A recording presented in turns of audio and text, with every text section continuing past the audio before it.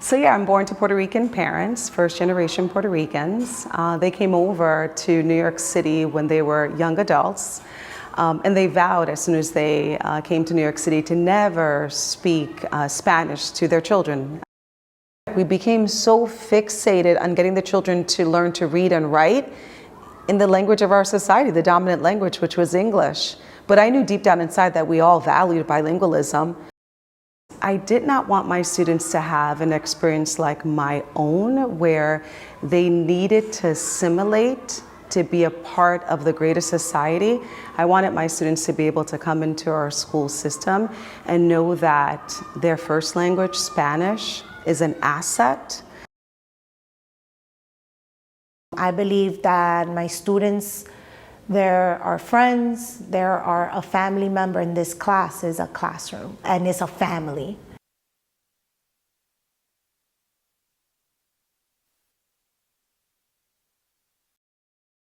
So I have been teaching for 12 years, and I could say that structured literacy is the way to go. Back when I started teaching, I saw literacy as everything being isolated. Time for phonics, time for writing, time for reading. But structured literacy is an instructional practice that ties everything together throughout the day.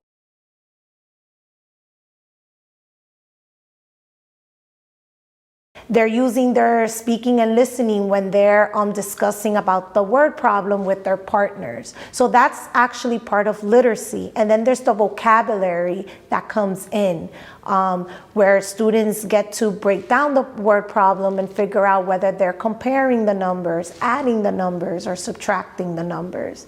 So the structured literacy approach is a very important approach for teachers to learn and incorporate throughout all the subject areas.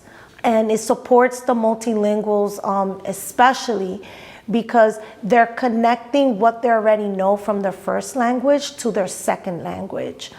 The teachers were implementing the curriculum, right? And they were implementing the curriculum to fidelity, which meant that they were reading the curriculum from cover to cover. And what the structured literacy practices has done is that it's given the teachers the opportunity to be able to sort of critique the strategies that the curriculum asks them to use to teach the lessons. They have like now a toolkit themselves.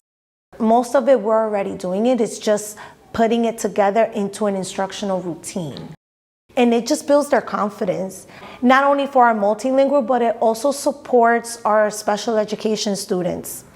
It supports our general education students as well, because they're all language learners. So it starts from the bottom, from speaking and listening, connecting their first language with the new language.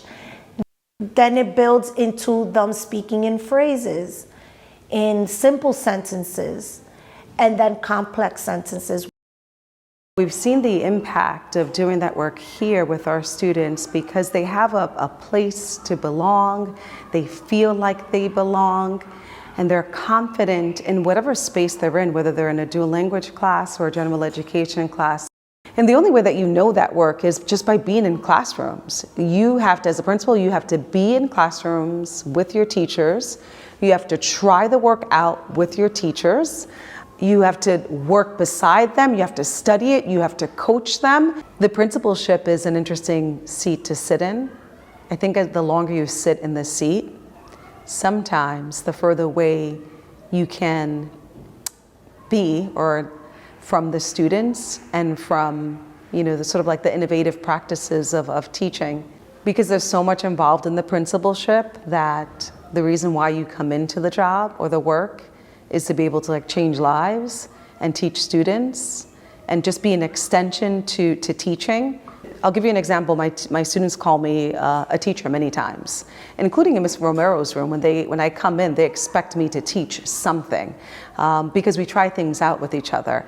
And sometimes when I see things not working, or I see that students have some sort of misunderstanding, not that I'm an expert, I ask her the permission for me to try something new, and she gives me that permission. But because of like the work that principals do nowadays, and it's big work and it's really important work, sometimes we're further away from the kids and from teaching than we should be. I think principals are the master teachers of the school building. To be a master teacher, you need to be a master learner